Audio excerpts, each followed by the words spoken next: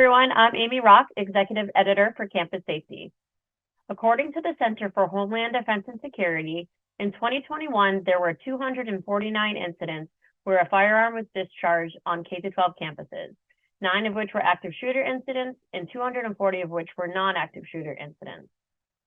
A study from the Washington Post also shows more than 1,150 guns were seized on K-12 campuses during the 2022-2023 school year, which equates to around 6 guns each day. The same study found that 51 of the country's largest school districts reported a sharp increase in the number of firearms recovered on campus.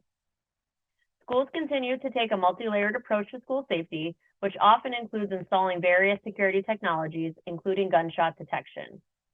As more K-12 school districts and college campuses consider this technology, and as more grant funding allows for the purchasing of this technology, school leaders are tasked with the challenge of A, deciding if the technology is right for them, and B, if it is, choosing a solution that best fits their campus's needs.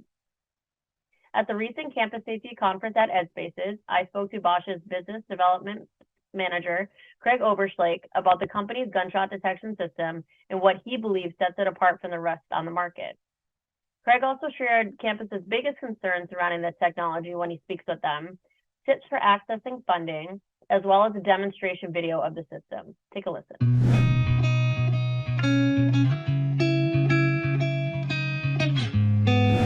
Bosch is coming to the market with a layered solution. So we are not just looking at gunshot detection, we're also providing visual gun detection in addition to that.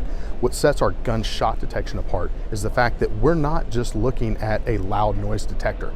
This is an actual detection system that is comparing sound signatures so that we ensure that we are notifying you that you actually had a gunshot heard in that vicinity of that camera.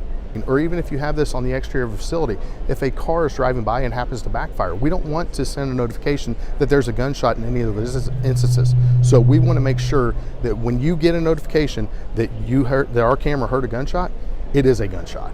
These are things that are going to have a large scale result. If you go into a lockdown on every single thing that's heard, even if it's not a gunshot, people are going to start to ignore it, kind of like in the old days when you had a fire alarm going off. If it was something that happened all the time, you didn't respond. We don't want that. We want people to know that when our system gives you notification that there was a gunshot detected, you are very confident that it was a gunshot.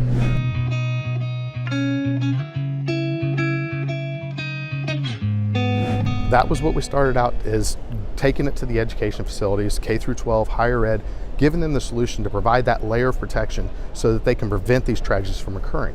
As we've gone through introducing this system to the world, we're finding out that this is great in the education environment, but there's also different verticals out there that like this solution, such as retail, corporate offices, so it can be expanded to any campus environment, although K through 12 and higher ed is our main focus.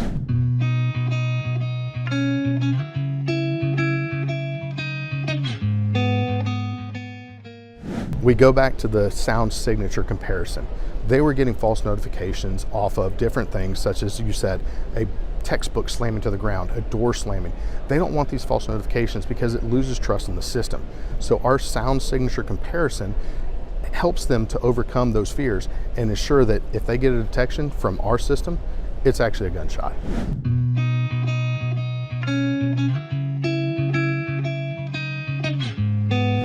There is a lot of funding out there right now. So there's different grants, there's different bonds.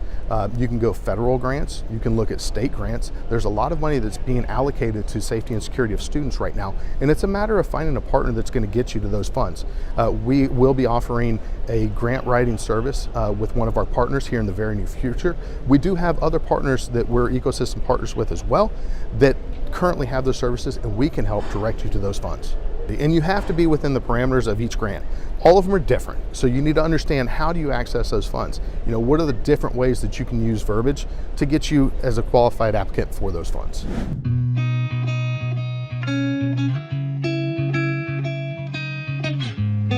First off, this is my 3rd event with you guys. I've been to Vegas, I've been to Dallas, I've enjoyed it all. We've gotten a lot of technology out there.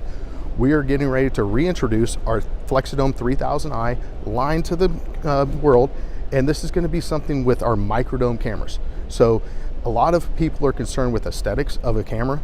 that goes around a facility. These microdomes will allow you to have all of the video surveillance that you need without invading people's privacy, if you will, because they don't look at them and see them as a camera. They're looking at them and walking by. So we're excited to reintroduce that. We have some bullet cameras that are coming out. We're also going to be introducing a smaller PTZ camera. Different things are coming. The roadmap is rolling, and we're excited for all these to hit the market. These aren't the microdomes, but this is the gun detection system. You have the 2 domes, which provide the visual gun detection. In our panoramic, you actually have 3 MEM sensors, which are the audio analytics. This is the camera that actually does the gunshot detection. And so this is our full solution for the gun detection system that you would utilize at an entrance, a vestibule, a choke point, so that you can actually get visual detection of the gun.